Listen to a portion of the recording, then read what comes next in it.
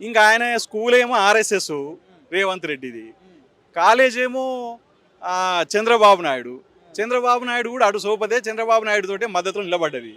కాబట్టి మరి గురువు ఆయనే.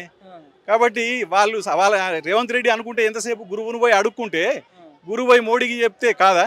కాబట్టి గురువు ఇవాళ విత్డ్రా చేసుకుంటే మోడీ ప్రభుత్వం ఉంటుందా? అంటే కేంద్ర ప్రభుత్వం యొక్క నిలకడ దాని స్థితిగతులే వీళ్ళ మీద ఆధారపడి ఉన్నాయి. పోనీ ఇటు నుంచి రాహుల్ గాంధీ, వీళ్ళకు 240 మంది ఇండియా కూటమి ఎంపీలు ఉన్నారు. వీళ్ళు ప్రైవేట్ బిల్లు పెట్టవచ్చు కదా. ఇప్పుడు శీతాకాల సమావేశాల డిసెంబర్ 1 నుంచి నువ్వు ప్రైవేట్ బిల్లు పెట్టగలిగి ఉండి ఎందుకు పెడతలేవు? ఇది చాలా చిన్న సమస్యనా? ఇది చాలా పెద్ద సమస్య కదా. ఇవాళ తెలంగాణ బీసీల కోసం మీరు పోరాటం చేసి ఉంటే గతంలో తెలంగాణ బీసీ బిల్లును వర్షాకాలపు పార్లమెంట్ సమావేశాలలో కనుక మీరు ఎజెండా చేసి ఉంటే ఇవాళ మీకు బీహార్ ఎన్నికల్లో కూడా మీకు ఉపయోగపడేది.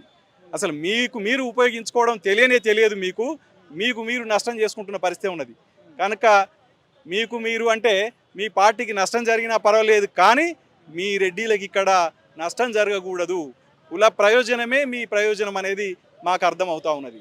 కాబట్టి ఎట్టి పరిస్థితుల్లో రేవంత్ రెడ్డి ప్రభుత్వాన్ని వదిలిపెట్టేది లేదు.